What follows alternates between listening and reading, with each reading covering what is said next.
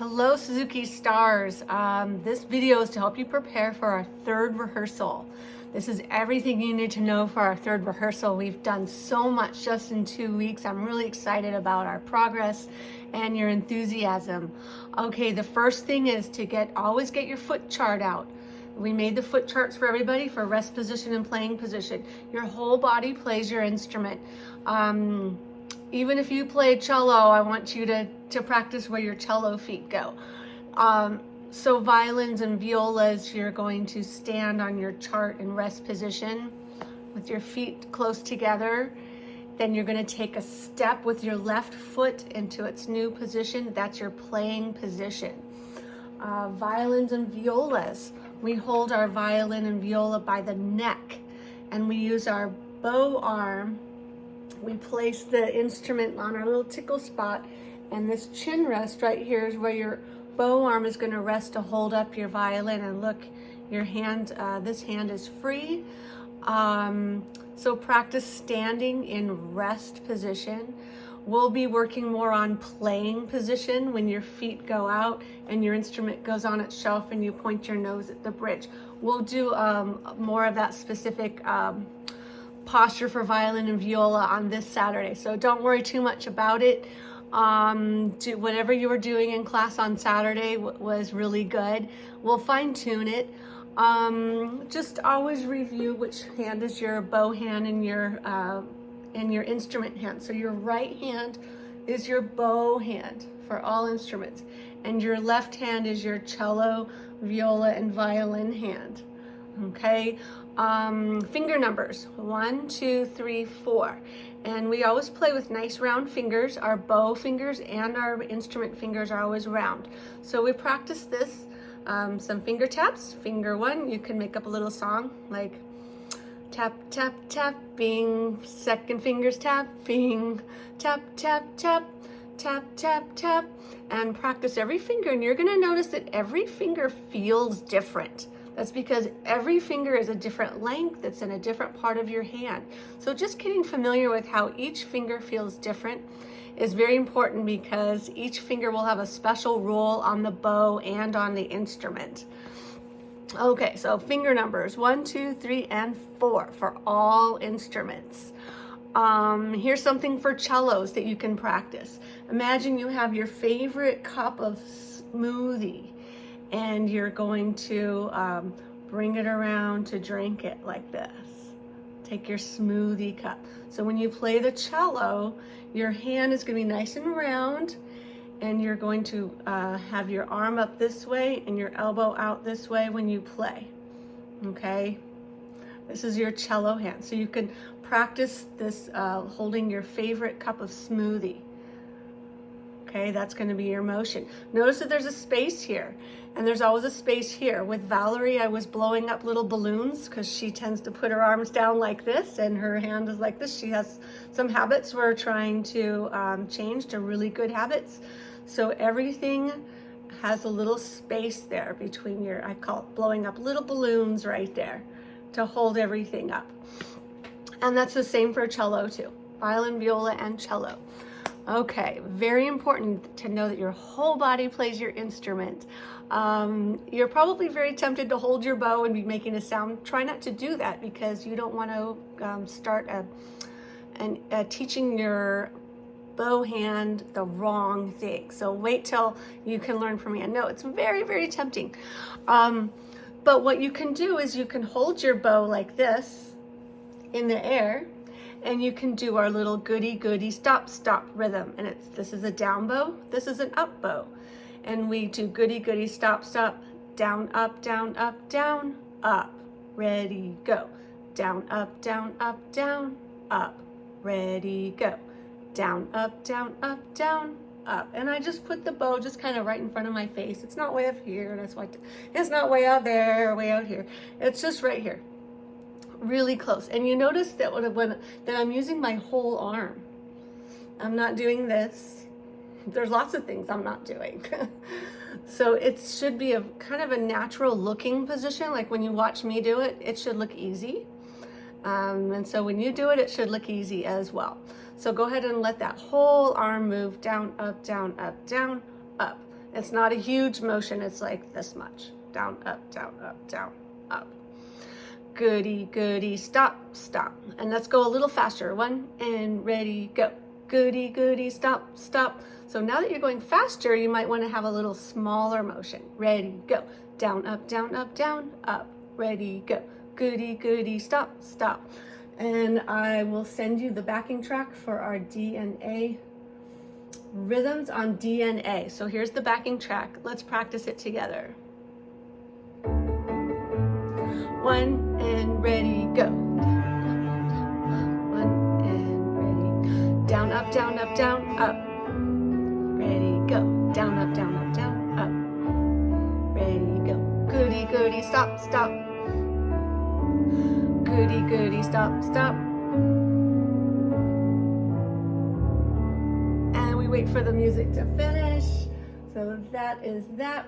Very important to play along with it. Just imagine, you've just taught your bow arm the direction, the duration, the rhythm, the tempo. You've taught your bow arm so many things so that when you have it on your instrument this way or this way, you already know how to do that. Okay, so we've got our little building blocks.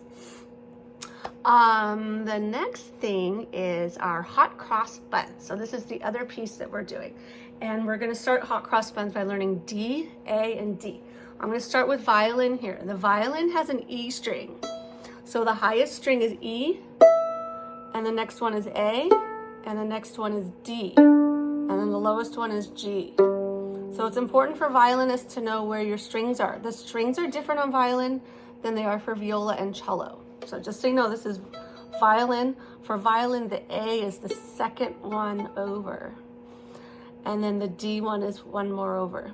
So our little hot cross buns is with pizzicato. So take your thumb, put it on the corner, and you're gonna make another round shape. You see how everything's round? A round shape with your index finger. And this is called the fingerboard here, this black board, fingerboard, because that's where our fingers go. And so when we pluck the string, we pluck it over the fingerboard. You'll get a nice tone there, and you won't be putting your finger where your bow is gonna be playing. D, A, D, rest.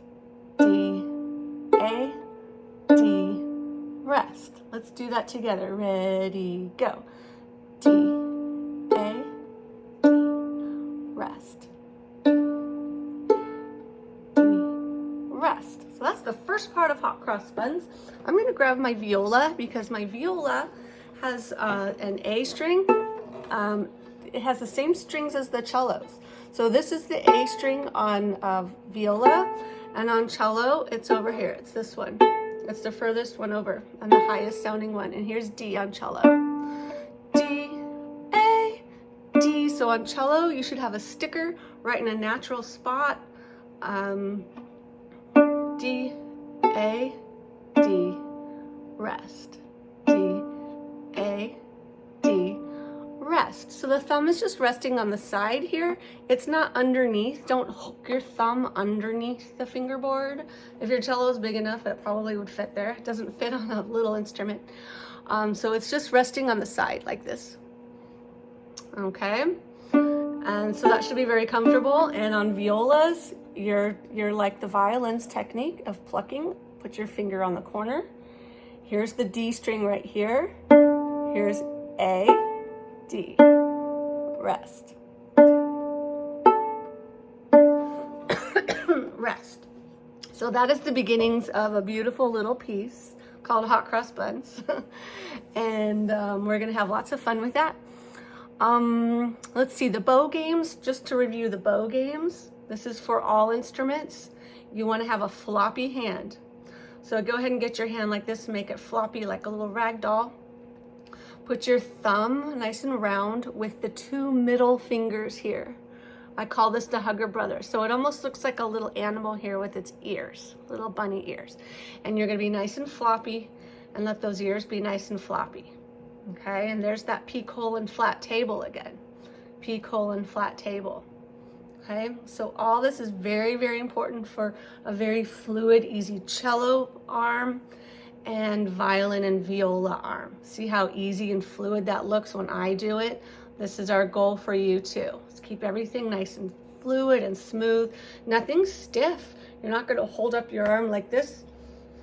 I'm sure that looks terrible to you. It feels terrible to me. Can you imagine playing an instrument like this? Well, some people do that because they don't realize that your arm can actually be really relaxed and hanging. It's like a hanging feel. Okay, so that's very important. We want to get our bow arms ready for our bow when we get to them. The very last thing, I'm looking at my notes, the very last thing is our theory. So go on to the resources, go into my music staff under my name, and you'll see Comets and Stars resources. So find Stars resources, and you're going to find the theory chapter 1 printed up for your instrument, and chapter 2. In fact, just print it up for your instrument. So each chapter has violin, viola, and cello. So you can print up whatever papers you need for your kids.